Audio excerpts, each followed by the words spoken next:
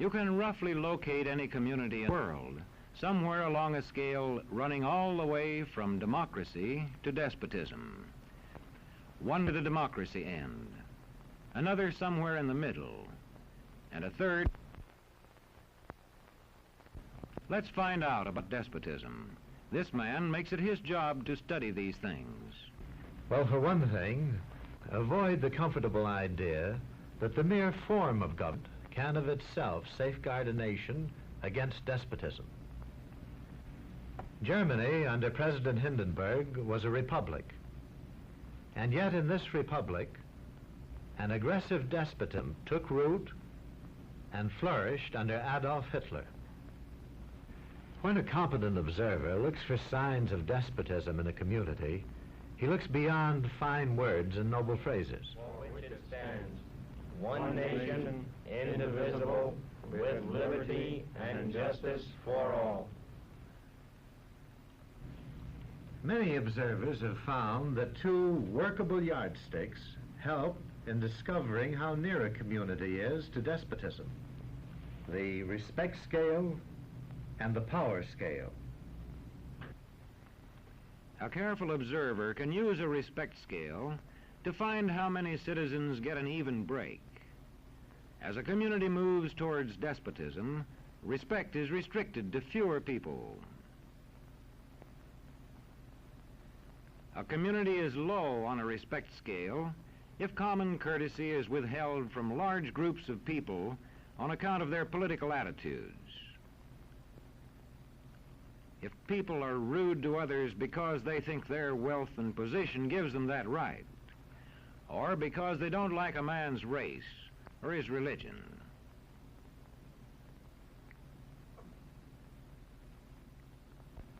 Equal opportunity for all citizens to develop useful skills is one basis for rating a community on a respect scale. The opportunity to develop useful skills is important, but not enough. The equally important opportunity to put skills to use is a further test on a respect scale.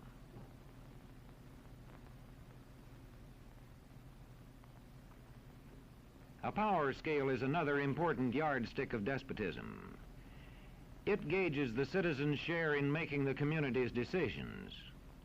Communities which concentrate decision-making in a few hands rate low on a power scale and are moving towards despotism. Like France under the Bourbon kings, one of whom said, "The state, I am the state."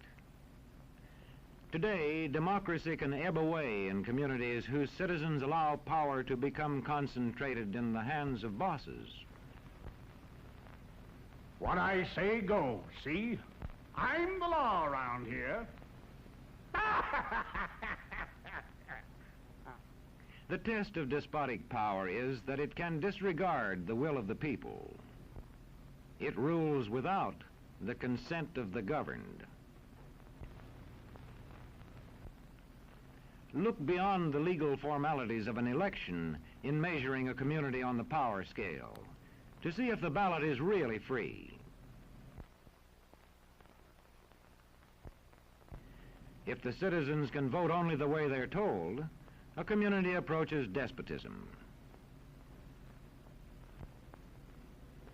When legislatures become ceremonial assemblies only and have no real control over lawmaking, their community rates low on a power scale.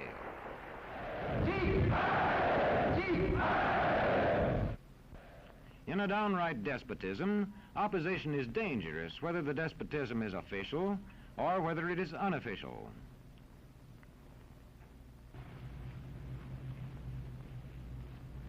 The spread of respect and power in a community is influenced by certain conditions, which many observers measure by means of the economic distribution and information scales.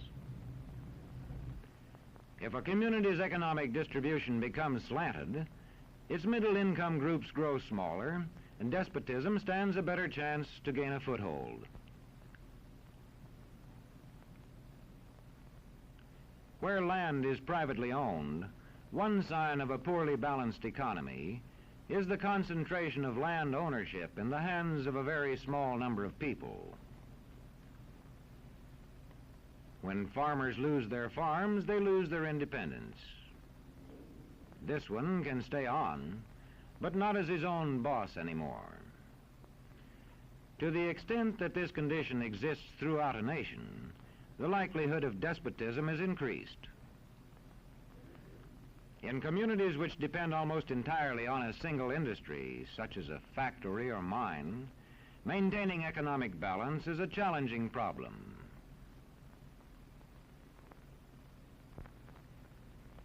If this condition exists over the nation as a whole, so that the control of jobs and business opportunities is in a few hands, despotism stands a good chance.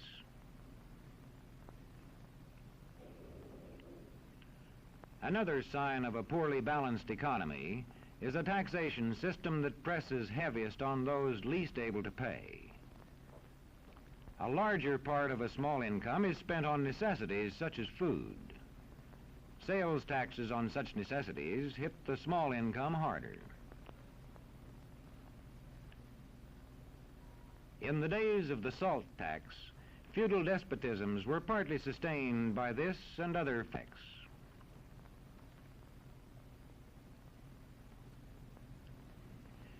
A community rates low on an information scale when the press, radio, and other channels of communication are controlled by only a few people, and when citizens have to accept what they're told. In communities of this kind, despotism stands a good chance. See how a community trains its teachers. Bear this in mind. Young people cannot be trusted to form their own opinions. This business about open-mindedness is nonsense. It's a waste of time trying to teach students to think for themselves. It's our job to tell them.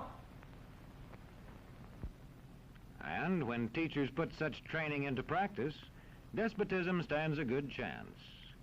These children are being taught to accept uncritically whatever they're told. Questions are not encouraged. How can you ask such a question? Have you got a textbook? Yes, ma'am. Does it say here that our law courts are always just? Yes, ma'am. Then how dare you question the fact? Sit down. And so we aren't surprised when... But it must be true. I saw it in this book right here. And if books and newspapers and the radio are efficiently controlled, the people will read and accept exactly what the few in control want them to. Government censorship is one form of control. A newspaper which breaks a government censorship rule can be suspended. It is also possible for newspapers and other forms of communication to be controlled by private interests. I thought I told you to kill that story. It'll cost us a lot of advertising. If that story goes out, I quit. All right.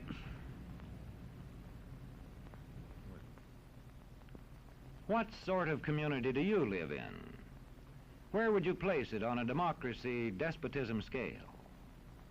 To find out, you can rate it on a respect scale and a power scale. And to find out what way it is likely to go in the future, you can rate it on economic distribution and information scales. The lower your community rates on economic distribution and information scales, the lower it is likely to rate on respect and power scales, and thus to approach despotism.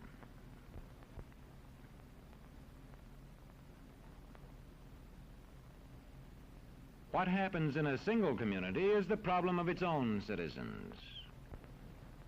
But it is also the problem of us all, because as communities go, so goes the nation.